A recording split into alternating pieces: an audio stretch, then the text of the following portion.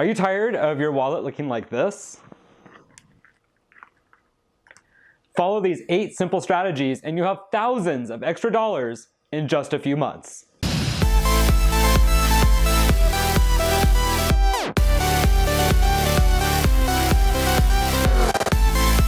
Hello, my name is Shawn. I'm the editor at screwymonkey.com. And today we're going to show you 8 simple steps to help you stop squandering your money and put thousands of dollars in your wallet in just a few months. We're talking about those little tiny habits that we all have, those little daily in and out things that we do where we spend money that we really don't have to spend. We're going to be talking about things from breakfast to the beverages you drink to almost everything else that you do that affects your bottom line as an individual. You do these 8 simple steps and you're going to have thousands of extra dollars at the end of the year. The number one way to put money back in your pocket is stop buying fast food. I'm not going to go out on some moral high ground saying how incredibly bad for you fast food is. We all know that. What I am going to say though is that fast food is bad for your wallet. I get it. Sometimes a Big Mac or a Whopper just hits the spot. It's exactly what you want to eat. And that's great. Go out there and get yourself a Big Mac and Whopper in those instances. Not what I'm talking about. What I'm talking about is that there's a lot of people in this country that what they do is they go and they order a bunch of value menu items and they may plop down a 20 and they're going to feed their family with that $20 for that one meal and they think they've gotten a tremendous value. Guess what? You haven't, okay? $20 can buy a hell of a lot of food at the supermarket. And I guarantee you for 20 bucks and a little creative shopping, you can get 2 meals out of that 20. Now if you do that just 3 days a week, that saves you an extra $20 every single time. That's $60 a week, and in 1 year's time, that is $3,120 in your pocket, not in the pocket of Ronald McDonald. The second way to hang on to more cash and put it in your pocket is don't speed. Here's the thing, I know we are all in the habit of getting up late and running late for work. And it's really tempting to just apply a little bit of extra pressure to that gas pedal during your commute and make up for those 5 minutes you spent hitting the snooze bar. The problem is that if you get a speeding ticket, it's extraordinarily expensive. To start with, the average speeding ticket in America is about $300. That is a lot of money right off the bat. And I wish it ended there, but it doesn't. In addition to that, the average surcharge annually that's applied to your insurance premiums with one speeding ticket is an extra $611. That is a heck of a lot of money annually. So what that means is that if you were hit with that surcharge for the average of 3 years, you're going to spend $1,833 extra dollars on insurance for that 5 minutes you were trying to make up on your way to work. The third way to squirrel away some cash for another day, cancel your gym membership. Look, I get it. Every January you are going to get super fit. You're going to get that body in the shape to be on every magazine and every supermarket, and people are going to love and adore you for it. So every January you pile into the gym, you work out like crazy. If it's your first year, you went and paid a huge initiation fee to the gym to do so, and you hit it every single day without fail. For most of us, we lose about 5 pounds and we feel terrific and we go around showing people, look, my jeans fit better. And then we proceed to sit on our sofa and eat Doritos the other 9 months of the year. Here's the thing. You're paying for something you're not going to use. 9 months of the year, it is going to sit there and be completely useless. Now, that would be bad enough in that its own, but then there's like this insidious thing that happens, and that is that gyms will often charge you a first month and a last month and sometimes a new initiation fee if you want to join again, and all these fees. And really the purpose of those is to incentivize you to not cancel your membership, because after all, if you don't go this month, you're surely going to go next month. I mean, you can't eat Doritos forever, right? Problem is, studies have shown that most people just don't use their membership past those first 3 months of the year. That means every single month you're getting billed $34 on average. In 9 months' time, that's $306. That is a lot of money. Here's the surprising part though. Studies have also shown that most people carry a gym membership about 10 years out of their life. 10 years. That means 10 years of the majority of the time you're paying for something that you're not even using, and that is up to way over $3,000 for most of us in the course of a lifetime that we pay for gym memberships that we are never ever using. Just cancel the gym membership, buy more Doritos. The fourth way to hang on to your cash instead of giving it to someone else is dump your cable company. I did this a couple years ago and it's the smartest thing I ever did. Cable is outrageously expensive. It is insane the amount of money they charge. The average American pays about $150 a month just for cable. That is a hell of a lot of money to pay for just watching TV. The reason cable is so expensive is because the cable company has to pay for every channel they pump into your house, whether you ever watch it or not. If you never watch ESPN, you're probably paying $4 or $8 a month in your cable bill just for the privilege of having the option to maybe watch ESPN someday. That's crazy. Never pay for anything you're not going to use. A much better alternative is to go out and first of all get an antenna. A digital antenna, HD antenna, will save you tons of money. $20 one time will get you every single local channel in your area, of which there are probably more than you can imagine, for free every month. That's insane in HD quality. I've done it. I can watch any local programming I want for literally nothing anytime I want, and I don't miss cable because of that. For anything else you want, for movies or stuff you want to watch on demand or anything else, just get yourself Hulu and Netflix. They both offer now premium services that stream live TV, or they both offer premium services at this point where you can add like HBO or Showtime or some other premium channel to your package. Either way, if you were to get both services and a premium channel, you could get it for less than $50 a month. That saves you $100 every single month on television. That's $1,200 a year in your pocket instead of some huge cable company's coffers. With an extra $1,200, you could easily go on a vacation and experience actual life instead of watching TV. The fifth way to hang on to more of your hard-earned cash, stop buying designer.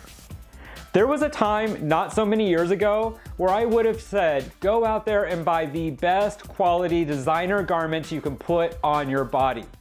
It used to make sense. That label used to actually represent better quality construction, better quality fabric, and a garment that was going to last you year after year after year. Unfortunately, we have reached a point now in mass consumerism and cheap Chinese manufacturing that that's no longer the case.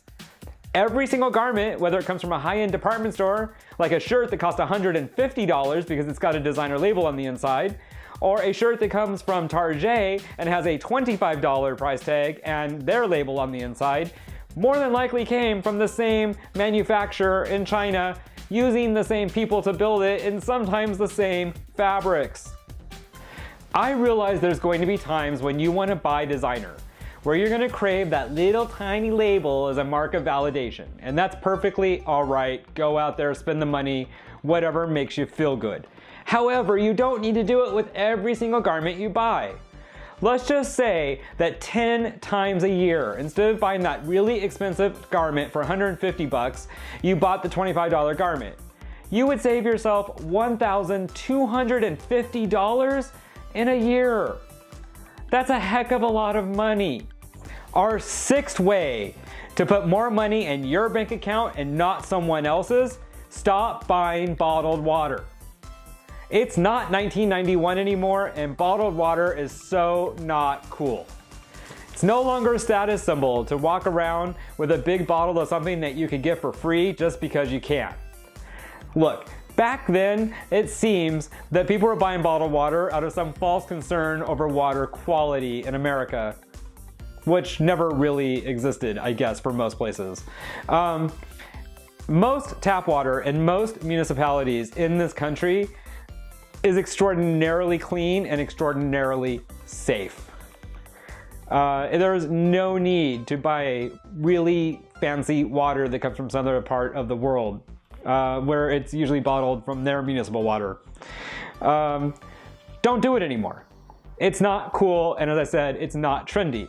What is super trendy these days, though, is buying these really incredibly fancy water bottles to carry your free water around in, and they cost like $20 each. And that may seem like a tremendous waste of money. And I would normally totally agree with you. To spend $20 on a little stupid bottle would be insane. But if let's just say that buying this fancy bottle prevents you from spending $3 a day on bottled water. That is roughly the cost of one bottle of water. And let's just say that you do this every single day, you save yourself that $3 on that water, that's $1,995 in a year you're not spending on bottled water. You subtract that $20 your fancy little bottle cost you, and you're still pocketing $1,975. That is a hell of a lot of money. You're not just drinking and pissing down your toilet. So our seventh way to make sure that your piggy bank continues to squeal with delight, stop buying name brands when you go to the grocery store. It's just not worth it. Most grocery stores these days are owned by huge corporate conglomerates. They spend a tremendous amount of money researching and developing their own store brands so that they can make all of the profit off of your purchase. They do that by enticing you to buy their products because they cost less than the national brands. It's kind of a no-brainer for a lot of things. If you buy the store brand, you save money. If you buy the name brand, you spend more. There was probably a time where generics were really bad. So I get it when people have brand loyalties at the supermarket. My grandmother, for instance, would never buy a generic product ever of any kind. She refused because name brands were always better. I, however, these days have found that in many instances, I actually enjoy the store brand versus the name brand. They're either identical or in many cases actually better. It's insane what you can actually buy. And the other big trend right now is that store brands are now doing a lower end brand and then a slightly higher end brand. And if you really want to have that experience of buying a better product than the generic, just buy their slightly higher end brand. You will still be spending less than the name brand version of that same product. Here's why this is important. According to most market research data, a family of 4 in America spends about $16,000 annually on groceries.